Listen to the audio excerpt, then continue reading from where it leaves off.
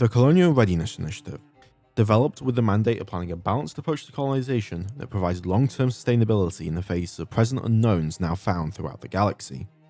The initiative has three primary goals. The first will be the identification of worlds worthy of colonization.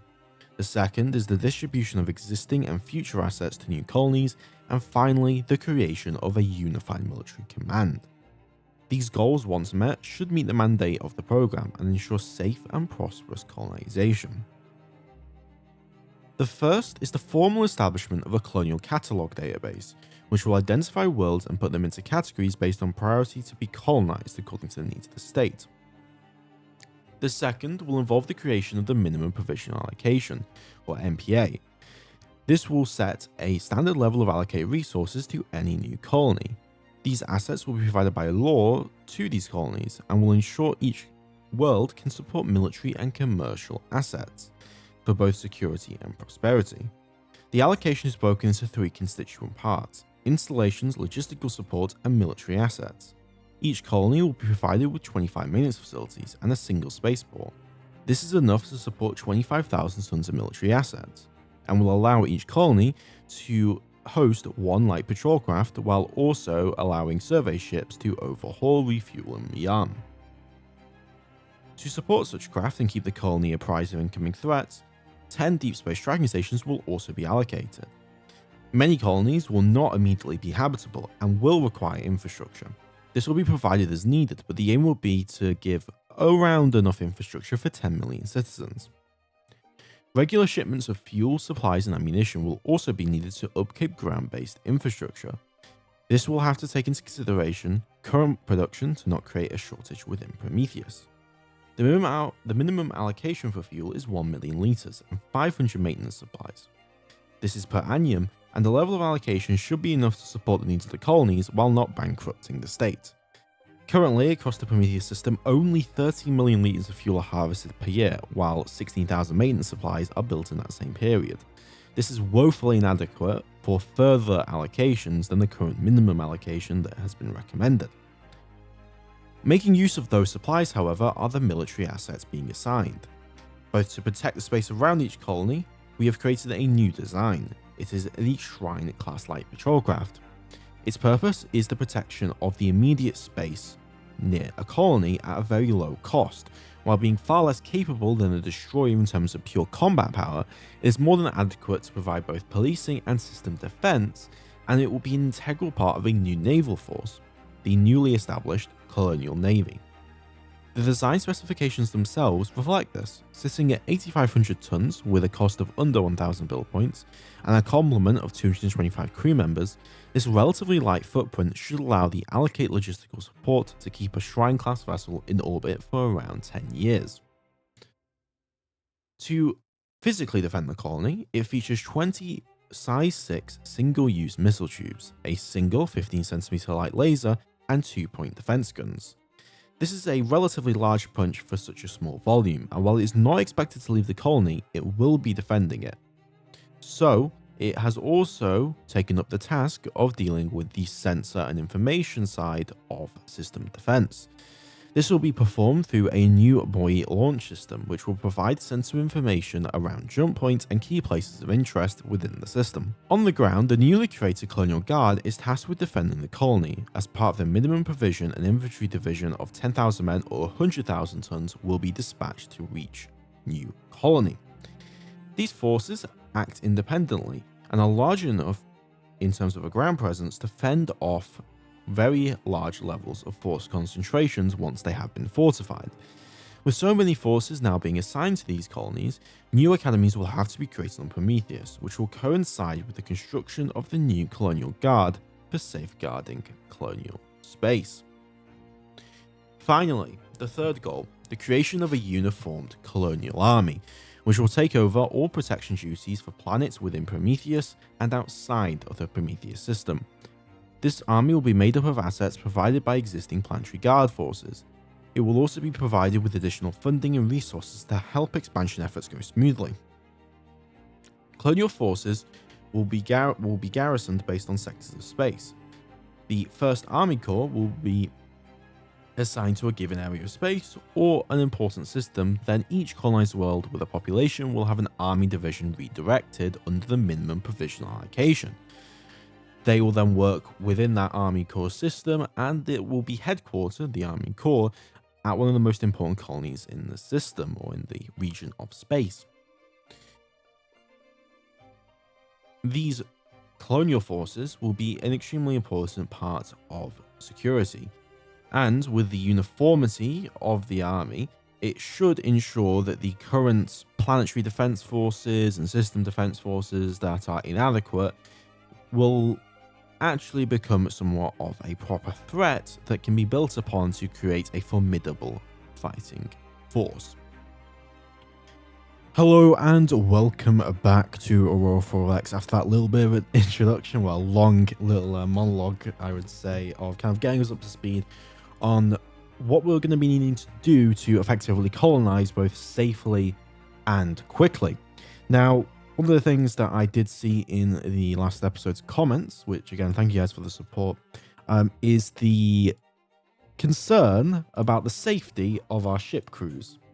The concern about our survey vessels. Well, I kind of share the concern. It is a fact that our ships are effectively tin cans, to say the least. They have no armor, they have no weapons, they have no other capability. Now, the reason for this is because it's very cheap to build vessels like that. And if we were to add armor, weapons, drives, you're talking about a ship at that point that's around 2,000 build points, and that's very expensive. It'd have to be big, it would require a larger shipyard, and that's all a bit of a problem. One of the suggestions, however, from one of the senators was the implementation of remote survey operations, i.e. using missile drones to survey from afar. A ship would go into a system, fire probes off towards bodies, depending on what it was, and start to work on surveying them. However, the current situation is that for such a vessel to be created, we would have to have a next generation ship. We would have to have a larger shipyard, and we would need to plan for that in the future. The facts are, in Aurora, things take time, a lot of time. And especially when you're playing on a low research rate, it can take a while. So we're not going to be able to do anything about that just yet. But one thing I am going to immediately do is I'm going to order the capacity upgrade for our Lionel shipyard, or the ship that produces the science vessel Lionel. We're going to increase the capacity to 8,000 tons. We're currently building up the Bequeath Steel and Shipbuilding shipyard. Yeah, shipbuilding. To create our new light patrol craft, which we had a look at in the introduction or in the start of the episode. So once we get these vessels built, they'll be really, really useful. I've also begun moving. Started doing it last episode. We've begun moving ground forces over to Manticore A1. In this episode, we really want to be seeing if we can get San Martin colonized. We can start some jump stabilization and just get kind of things going. In terms of industry, we're still producing that infrastructure on Lionel. Prometheus, I've started to spread things out to meet that Colonial Readiness initiative. So that means we need to get our deep space tracking stations, we need to get our spaceports, and we're going to need to get our maintenance facilities, which I will have to sort in just a second. Those are things that will need to be shipped. Now, Manticore is not ready to receive any of that. The spaceport alone will take 1 million people. The maintenance facilities take 25,000 people. The facilities take 25,000 people-ish, or 50,000 people, sorry, per facility. That's a lot of people. And unfortunately, we don't really have that. However, hopefully with time, that will change. The only way that we're going to speed that up, though, is producing more and more cargo ships and freighters. So what we're going to do is we're also going to add a slipway over here to the Sirius shipyard to build new freighters. The one thing, and I talked about this in the last episode, that we are blessed with is a lot of resources, a ton of resources, in fact, on both Prometheus and Lionel. And the reason we're blessed with that is because they're basically 2 homeworlds we're starting with. We just have a lot less population, so that's good. I've also had a look in places like San Martin A1, which has a lot of resources. We have A3, which has a lot as well. And the important thing about A3 is it's got neutronium uranium at very good accessibilities. And if we get very lucky, we head over to Hancock. And we go to, not Hancock, San Martin. And we go to Medusa, which is the actual, should be the actual name of the colony. I'll rename that in a second. It has a potential of 2, which means we could actually get a lot more resources. Or A3. We could get more resources here, and we also could get more resources on these 2 Venusian worlds, which could be a big deal, especially this one, which has a very, very good start to it, for example. While A3 at the moment is in a okay colonizable state, but it does have that rune settlement that's very important. Manticore 1, of course, has that ancient construct, so that's going to be a real big priority, because that gives you a multiplier on your research, and if we get access to that on a low research rate, that could be dramatic for our technological progress. So that's going to be something to be very, very important to kind of go on. Let me just rename San Martin to its proper name. And I'm also going to rename Manticore to what it should be as well. I don't want the academy name, I want this. I'm going to rename that to Phoenix, and this should be Medusa. Cool. So let's start incrementing forward in some of the events. I think we're all good so far. And yeah, let's start going forward there. Okay, so I also added medals. Yep, I need to show you guys that. I added medals here, which is really, really cool. Don't worry about some of those descriptions. I'm sure some of you will recognize that. Either way, a bunch of medals have been awarded, which is great news. So that's fantastic. But more importantly, our jump stabilization research did just finish. Now, this research is going to be very, very useful because it will allow us to start stabilizing these jump points, which will allow civilians to go through, and that's kind of what we care about a lot. We are going to get our construction scientist back on to the bandwagon to start researching, and we're going to get you into research rate 240 because that's a big bump. That's a that's a 20% increase of research speed. Something else that I have been neglecting is I need to make sure that I am assigning correct academy commandants, and I'm going to get a construction and production guy on that, and that should increase the rate of scientists that we actually get. So about 14% of recruits will be scientists. Yeah, so about 14% will be scientists. Okay, and with that jump stabilization module, we can go ahead and we can design a new new station. So we want a jump stabilization station. There we go. Because these are easy to produce and get out of there quite quickly. We are going to make sure it's a conscript crew because we don't want to use actual crew. We have no armor on it, and we're going to get rid of the fuel, and we just want to put that jump stabilization module on the vehicle, or on the vehicle. Which gives it 25,000 tons. We are going to give it an auxiliary control for training purposes, and also kind of increases the rate at which we actually stabilize. Another really big thing to note about jump stabilization stations is that they do provide Lagrange points, or Lagrange points, and these speed up your movement within the system. They essentially act as in-system jump points. So if we have a look at Manticore, that probably won't matter here, as an example. It probably won't, but on other systems, perhaps something like San Martin, it could matter. It could reduce times, and we really want to be as efficient as possible wherever we can. So let's go back to that design. I'm going to make sure that we do have EM sensor on and a thermal, and that should be about it. It's a decent cost for it, but it's not too bad. So let's go ahead and let's go ahead and have industry start building that. I'm going to get 2 of them built before we start anything else. So we'll get 2 of them built. We'll increase that to there. And then once those are built, we can start stabilization efforts. We're also going to need to increase fuel harvesting. That's going to be a big thing. And then finally, also asteroid mining. Something that I do want to look into is getting this diameter increasing, because that allows us to more efficiently mine places. Specifically, these asteroids here on the left side of the screen. There's a absolute ton of them. A lot of these really, really good asteroids are quite big. So if we have a look, yeah, this is 560 kilometers. This is 740 kilometers. These 800. And that size is a problem. We can't actually mine that with orbital mines. We'd have to use automated, which is always kind of sucks. But we can kind of figure these things out. These are the asteroids we have right here.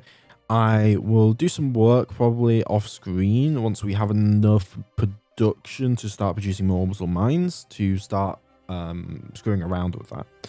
But let's continue as we're in June of the 5th year at the moment. Did I not assign those labs? I did not assign those labs correctly. So, or did someone die? No, I don't think anyone died.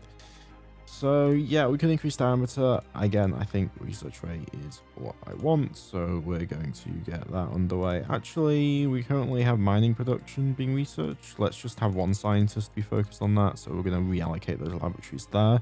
I'm going to, however, take 5 labs and put them on component research, which is for our new vessel, which we will be needing. Construction of construction factories done, so we started our jump stabilization.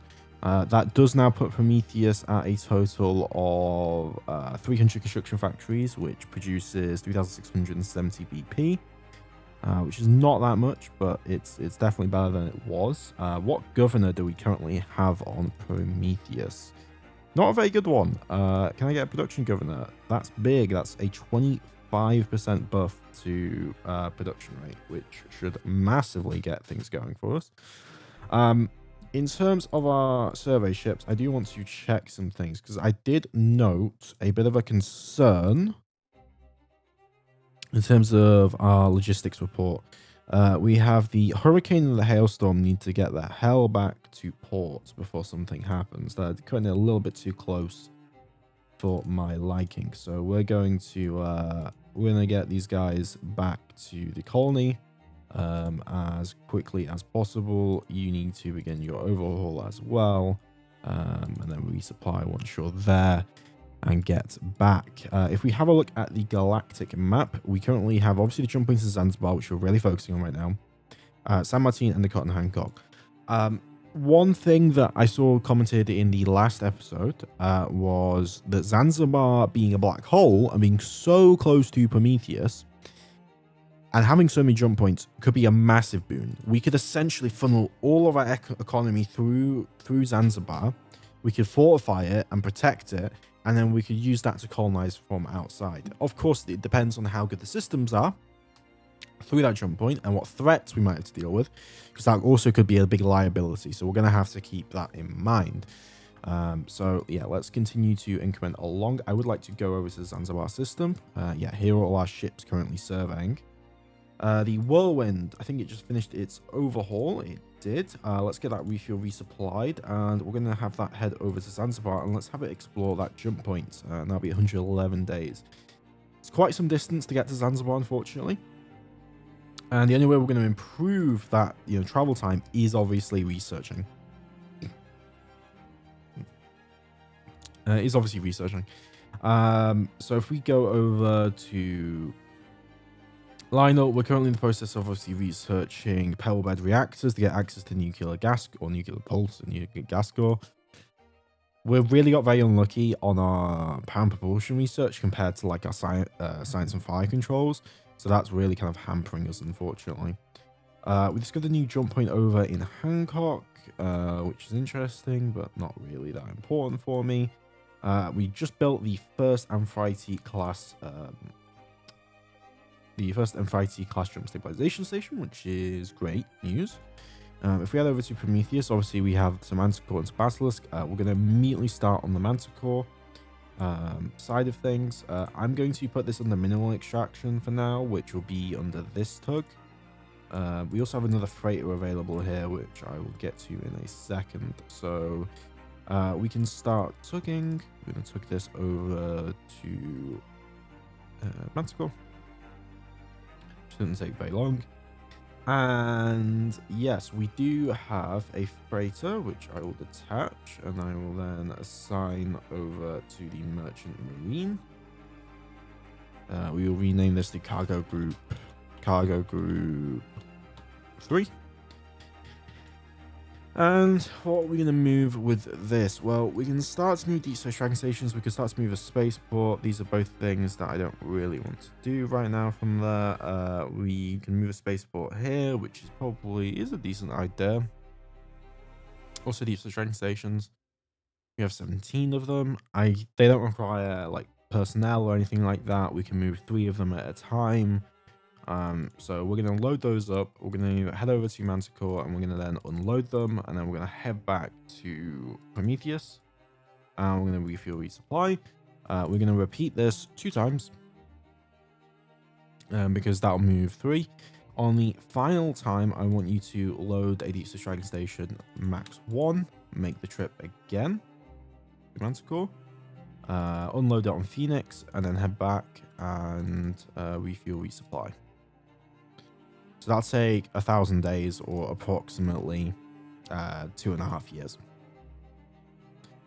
The tug is completed, so that means that we have this, which can begin to stabilize.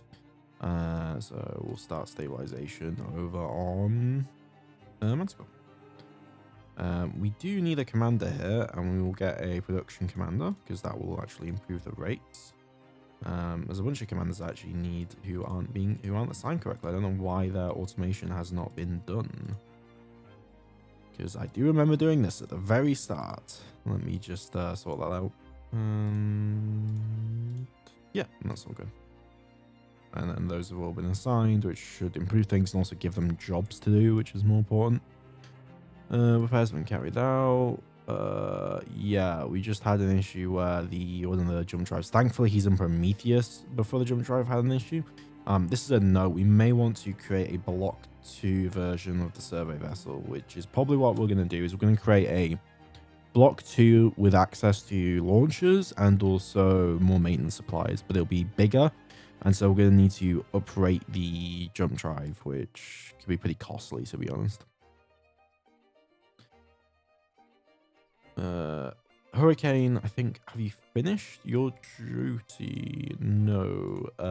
You need to refuel, resupply, and begin overhaul, please. Because, yeah. We did just complete construction of the PSN Snowstorm, which we can go ahead and put into the survey flotilla. And we can then dispatch that vessel over to Zanzibar to begin immediate survey efforts as quickly as possible.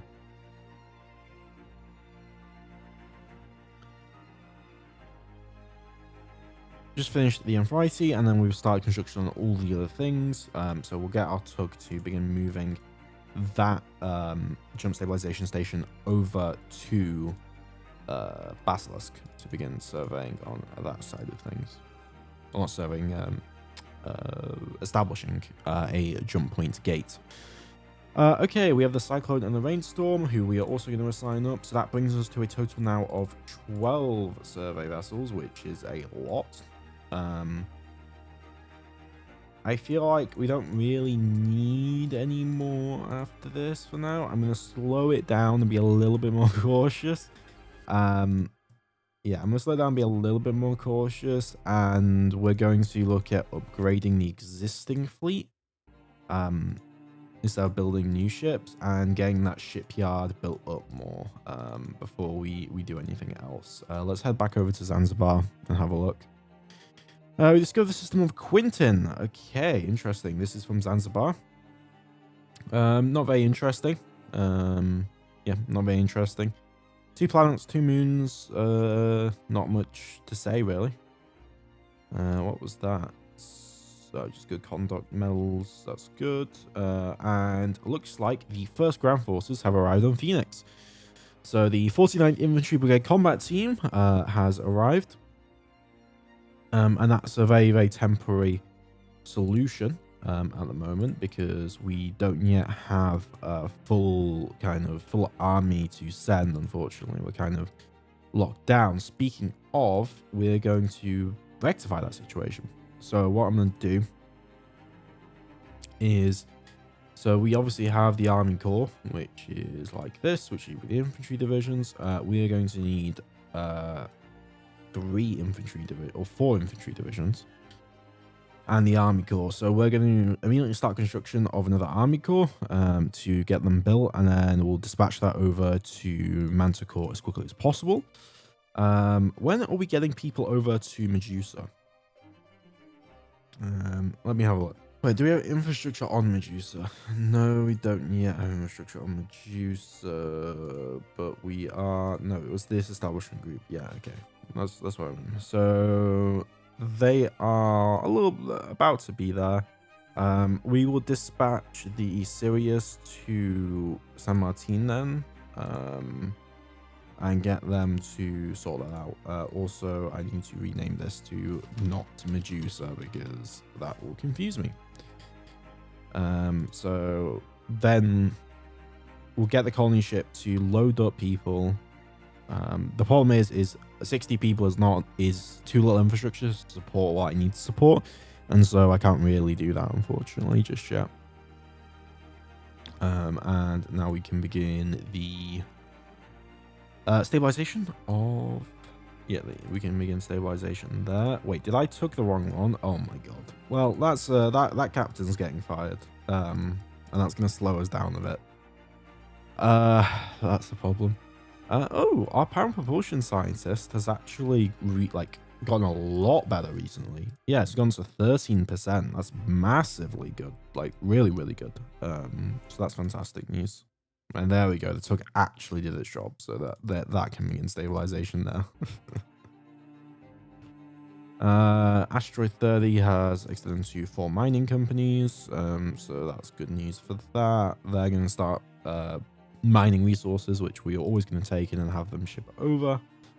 In Zanzibar, 2 ships just finished up their overhaul time, so yeah, it's going to be a while. And again, these solar locations take so long to survey. And sometimes they even don't get it fully. There's forces being built. Sorry, ground forces. That is another freighter done and built, which is fantastic news. I'm going to go ahead and have that stand by for now until cargo group 3 or 2 is done. Yeah. How much infrastructure? I think Lantern has enough, to be honest. I'm going to move you over to here. Lantern has just hit 10 million people, which is basically enough to where I consider that to be a stable colony. So it doesn't really need any more infrastructure. It can support 13 million people, so I'm pretty happy with that. Lantern is a place where I'm not really going to bother with the CRI, or the Colonial Readiness Initiative, just because it's literally the moon of Prometheus. It doesn't need any of those things. It just doesn't. But what we do need is more freighters, because we can never have enough freighters, because you may be thinking, well, you're not using them right now that much. I will be using them very, very shortly. I don't want another colony ship. Stop that one, please. Yeah. I will be using lots of them very, very shortly because of new colonies that will be established. There's the new forces being trained. Have we found more jump points yet? No, we haven't. Not yet in Zanzibar. They must all be hiding behind the other ones, because black holes should have lots of jump points. So it is it's not that small. It's pretty small though. It's not that big of a black hole. So yeah, continuing on. The monsoon, we can go ahead and dispatch that over to... Well, no, because you need to refuel, resupply, and yeah, just hold on for now because your deployment time is way, way too much. Research into component for nuclear thermal engine done. That's great news. Let me have a look over at what does Quinton look like in terms of, I presume it got surveyed. Did it not? Oh, it has no resources. They did get surveyed, it just doesn't have resources. Interesting. Okay. And the Simoon is good to go. So we're going to have that head over to Zanzibar. That's fine by me. Yeah, that's fine by me. And continue to increment forward. The Amphitrite has just finished up on that side. So we can begin to go on the other side and start stabilizing that jump point. The first sets of infrastructure should have probably arrived by now. Yes, they have. That is on non-Medusa. For God's sakes, I named not Medusa that... fucking hell. Okay.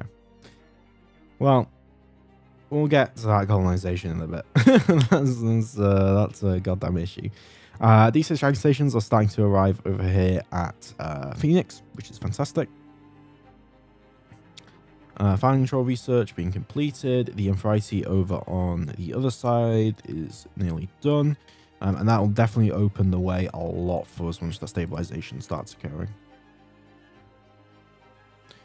Hailstorm completed its overhaul. It just needs to resupply from the colony, and then it can head over to Zanzibar. A bunch more medals. And more training. Okay, there's the number of jump points I was expecting. There's 2 jump points from that one place. And they're really expanding that civilian mining operation, which is pretty interesting. Let me grab the Hurricane, have that resupply, and then have that head over to Zanzibar as well. Maintenance supplies, we're doing okay. Okay, no need to worry right now. Prometheus, that is the infrastructure. But no, I think that's actually where I'm going to leave the episode off. Sometimes this happens with Aurora where I leave the episode off kind of at random points. That's mainly just because of time. We made it a couple years. I'm probably going to start accelerating the timescales of each of the episodes, which you guys might, I don't know how much you want me to leave it. Because what I'll probably do is timescale it quicker so things get done at a quicker rate. But maybe you guys just want to see more. And if that's the case, I'll just record more and you'll be able to see that. So right now, what did we do in today's episode? We continued our survey efforts. We're really exploring Zanzibar. We talked about the Close Ready initiative. We restructured our production. We're starting to get our research underway. We're starting to stabilize places. And more importantly, we're beginning to start to colonize places like San Martin and expanding our infrastructure.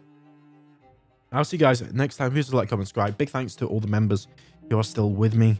And yeah, you have a great one.